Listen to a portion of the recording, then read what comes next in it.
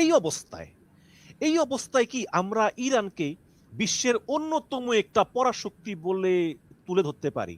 আমি মনে করি, এবং আপনি কি মনে করেন যে এখনই ইরানের সময় যে ইরানের পারমাণবিক অস্ত্র তৈরি করা? আমি মনে করি সেটাও আমার থেকেও যিনি অনেক জানেন বেশি, একজন প্রফেসর টেড পস্টল বলে একজন ভদ্রলোক আছেন আমেরিকান, তিনি এমআইটির একজন প্রফেসর ছিলেন। তিনি সিকিউরিটি এবং টেকনোলজি বিষয়ে তিনি পড়াইতেন। তিনি আমেরিকার আপনার মিসাইল ডিফেন্স এবং নানান ধরনের জিনিসের প্রতি লম্বা সময় ধরে দীর্ঘকালীন উনি অ্যাডভাইজার ছিলেন এবং এসবের ব্যাপারে উনি ইনভলভ ছিলেন, সংযুক্ত ছিলেন এসবের ব্যাপারে। উনি বলছেন, উনার থেকে আমি বেশি প্রথম শুনেছি যেটা, যে উনি বলছেন যে ইরানের কাছে যেই হাইলি এনরিচড ইউরেনিয়াম যেটা আছে, যেটা 60% বেশি এনরিচড, প্রায় আপনার 450 কেজি থেকে 1000 কেজির মতো আছে। এইটা দিয়ে কমপক্ষে 10টা এবং বেশি বেশি 16টা অ্যাটম বম বানানো যায়। এবং মানে যদি আপনি কাজে খুব নিখুঁত হন তাহলে 16টা হবে, কাজে যদি নিখুঁত না হন তাহলে 10টা হবে। এইটা করতে বেশি সময় লাগবে না। উনি বলতে চান যে ওইটা 2-3 সপ্তাহ বেশি সময় লাগার কথা না। এবং এইটা করার মতো সমস্ত ইকুইপমেন্ট এবং টেকনোলজি ইরানের আছে। এবং শেষ কথা হচ্ছে যে ইরান কিন্তু এখন ইরানের উপরে ইসরায়েল তো আক্রমণ, ইসরায়েলের একটা ইয়ে আছে না যে 2 বছর পর পর আক্রমণ করো, মো দা লন বলে, অর্থাৎ ঘাস উঠে যায় সাথে সাথে আমি আবার এটাকে ঘাসটাকে কেটে ফেলবো, মানুষকে ঘাস বানানো হচ্ছে। সুতরাং সে বলছে যে আবার হয়তো 1 বছর পরে সে আক্রমণ করবে। সুতরাং নিজেকে আক্রমণ থেকে বাঁচার জন্য, এবং যেহেতু এই নিউক্লিয়ার যে ওরা যে অ্যাটম বোমা বানায় নাই সে ব্যাপারে নিষেধাজ্ঞাটা ছিল সুপ্রিম লিডার আয়াতুল্লাহ আলী খামেনির। এখন আবার ওদের সিস্টেম হচ্ছে যে ফতোয়া কিন্তু যখন যিনি ফতোয়া দেন তিনি মারা যাওয়ার সাথে সাথে ফতোয়াও কিন্তু আর কার্যকরী থাকে না। অর্থাৎ উনি যেহেতু চলে গেছেন সেই জন্য উনার ফতোয়াও চলে গেছে। এখন উনার ছেলে যদি অর্ডার দেয় সাথে সাথে কিন্তু অ্যাটম বম তৈরি হয়ে যাবে। এবং উনি মনে করেন, টেড পস্টল মনে করেন ইতিমধ্যেই আমেরিকা ইরান এটা করে ফেলেছে এবং এটার ব্যাপারে কোনো টেস্ট করতে হয় না। ইউরেনিয়াম বম করতে উনি বললেন যে এটা টেস্ট করতে হয় না, অর্থাৎ কেউ জানতেও পারবে না যে ওরা করে ফেলেছে। এইটা হচ্ছে উনার কথা। আমি উনার কথাকে দাম দিচ্ছি। আমি মনে করি যে দেয়ার ইজ এ বিগ, মানে আমি যেভাবে দেখতে পাচ্ছি যে মুজতবা খামেনি আসার পরে উনার যে সমবয়সী যারা, তারাই তো এখন সব কমান্ডার হচ্ছে, এরা কিন্তু অনেক হার্ড লাইনার, এরা কিন্তু এত নরম না, এরা খুবই শক্তি এবং তারা কিন্তু পুরো আক্রমণ চালায় যাচ্ছে এবং তারা নিজেদের দেশের সার্বভৌমত্বের জন্য আমি মনে করি তারা অনেক বেশি যুদ্ধমদেহী, অর্থাৎ যুদ্ধ করতে তারা পিছপা হবে না এবং আমেরিকাকে তারা খেপাইতে তারা পিছপা হচ্ছে না। যেটা কিন্তু দেখে খামেনি যখন ছিল সোলেমানিকে মারছে, কিচ্ছু করে নাই। এর আগে জুনে যে যুদ্ধ হইলো তারপর কিন্তু তারা থেমে গেছে। সুতরাং খামেনি সাহেব যতক্ষণ ছিলেন তারা ইরান কিন্তু আমেরিকার সাথে বা ইসরায়েলের সাথে যুদ্ধে জড়াতে চাচ্ছিল না।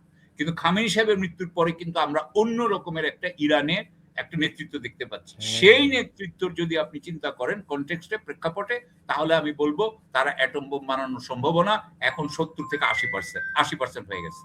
হরমুজ প্রণালী, আমেরিকা বলতেছে যে হরমুজ প্রণালী আমার দরকার নাই ভাই, আমি এখান দিয়ে কোনো বাণিজ্য করি না, তোমরা ইউরোপ করো, তোমরা এসে উদ্ধার করো। কিন্তু ইউরোপ নিশ্চিত করবে না। ফ্রান্স তো না বলছে, স্পেন না বলছে, যুক্তরাজ্যের পররাষ্ট্রমন্ত্রী ইয়াবিট কুপার তিনি বৈঠক করেছে 40 দেশের সঙ্গে কিভাবে কূটনৈতিকভাবে এটা খোলা যায়। ইরানকে টোল দিয়ে কেউ কেউ যাচ্ছে, কেউ কেউ কূটনৈতিক সম্পর্কের মাধ্যমে যাচ্ছে। তো এখন এই স্ট্রেট অফ হরমুজ এটা নিয়ে নাকি ওমানের সঙ্গে একটা চুক্তি হয়েছে, কাতারও নাকি আলোচনা করতেছে। এবং এটা আসলে কতটুকু বাস্তবসম্মত যে আসলে এই 3টা দেশ মিলে টোল নিবে? তাহলে এই ওমান, তারপরে কাতার, এরা আবার মার্কিন ঘনিষ্ঠ, আবার এখন ইরানের সঙ্গে আসতেছে টোলাদের জন্য। এই টোলাদের কি আসলে সুয়েজ খালের মতো বাস্তবসম্মত? আমি মনে করি এটা বাস্তবসম্মত।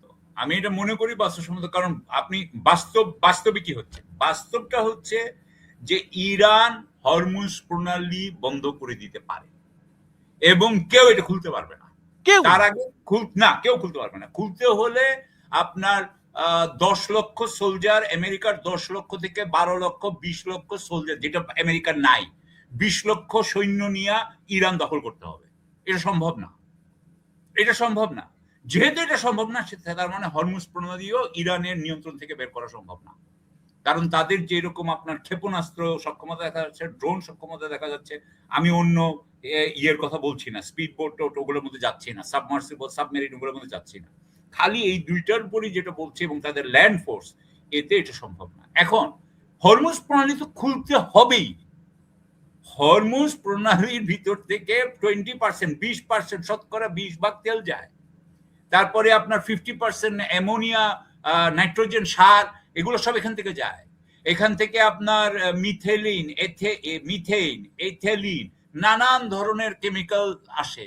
এখান থেকে আপনার হিলিয়াম আসে, যেই হিলিয়াম ছাড়া আপনার সেমিকন্ডাক্টর চিপ বানানো যায় না, কারণ ওটা খুব গরম হয়ে যায়, হিলিয়াম ওটাকে ঠান্ডা করে। সুতরাং প্লাস্টিক, পৃথিবীর প্লাস্টিকের 50% আসে ওইখান থেকে। প্লাস্টিক ছাড়া আপনার পৃথিবী চলবে কেমনে? সুতরাং এবং যা যা বলা হচ্ছে, এই প্রতিটা জিনিসই কিন্তু আমেরিকাও ব্যবহার করে। সুতরাং ওই প্রতিটা জিনিস যেটা আমেরিকা ব্যবহার করে, আমেরিকাকে পয়সা বেশি দিতে হবে। অলরেডি আমেরিকাতেও ইনফ্লেশন শুরু হয়ে গেছে, মুদ্রাস্ফীতি কিন্তু শুরু হয়ে গেছে। ইউরোপে যেমন শুরু হয়েছে, আপনাদের ওখানে আমি শিওর যে শুরু হয়ে গেছে, নানান জায়গায় শুরু হয়ে গেছে। কারণ হচ্ছে এই হরমুজ প্রণালী দিয়ে এটা যদি না আসে, তাহলে বিশ্বের যে সাপ্লাই, সেই সাপ্লাই আটকে যাচ্ছে। বিশ্বের সাপ্লাই যদি 40% কমে যায়, বিশ্বের সাপ্লাই যদি 20-30% কমে যায়, বাজারে যদি কোনো কিছুর সাপ্লাই 20% কমে যায়, তাহলে দামের কি হয়? দাম বেড়ে যায়। আমেরিকা সেখান থেকে তেল নেক বা না নেক, ইট ডাজন্ট ম্যাটার। আমেরিকাকে তেলের ব্যাপারে, তেলের দাম যখন বেড়ে যায়, আমেরিকাকে বেশি পয়সা দিতে হবে। সুতরাং এখানে আপনাকে একটা জিনিস বলি যে ওইখানে কিন্তু হরমুজ প্রণালীর ভিতর দিয়ে কিন্তু পুরা হরমুজ প্রণালী ব্যবহার করা যায় না, কারণ এটা পুরা অংশটা গভীর না।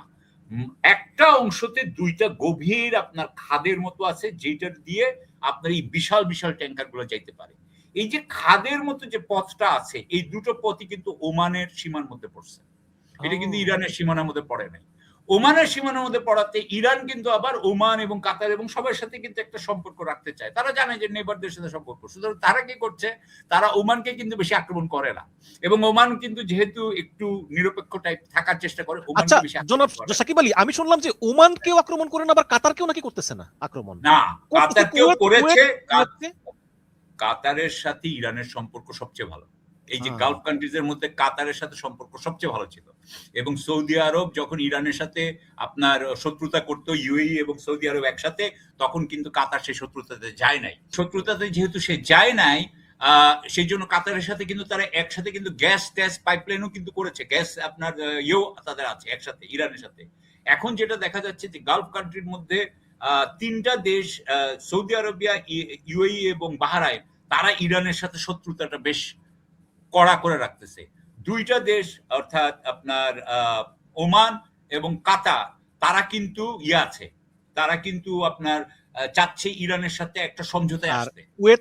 কুয়েত মাঝামাঝি, কুয়েতকে ধরেন আপনি একটা মাঝামাঝি জায়গায় সে আছে, কারণ কুয়েতেরও চিন্তা আছে যে ইরাকে যে ইরান তো কুয়েত, মানে ইরান তো আসলে ইরাককেও কন্ট্রোল করে, ইরাকে মানে শিয়া সরকার তো ইরাকে, তো তারা আবার কুয়েতের ভিতরে ঢুকে কিনা এটাও কিন্তু কুয়েতের ভয় আছে।